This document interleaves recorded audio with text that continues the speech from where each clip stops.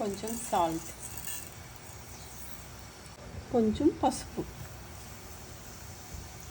ఇప్పుడు దీంట్లో boiled eggs,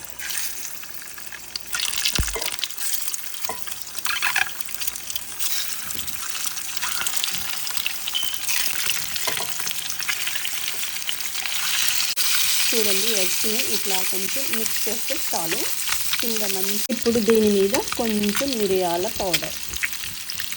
ఈ ఎగ్స్ అన్ని ఈ ప్లేట్లో వేస్తున్నాను. చూడండి ఇప్పుడు దీంట్లో నేను కొత్తిమీర చట్నీ పెడుతున్నాను. ఈ టేస్టీ చేయండి, చాలా బాగుంటుంది. ఈ చట్నీతో ఇట్లా బాయిల్డ్ ఎగ్స్ ఫ్రై చేసుకొని చేస్తే చాలా రుచిగా ఉంటుంది. ఇప్పుడు చూడండి, ఇప్పుడు ఈ ఎగ్ని ఇట్లా పెట్టుకోవాలి. అట్లా పెట్టుకొని అలా తింటే చాలా టేస్టీగా ఉంటుంది.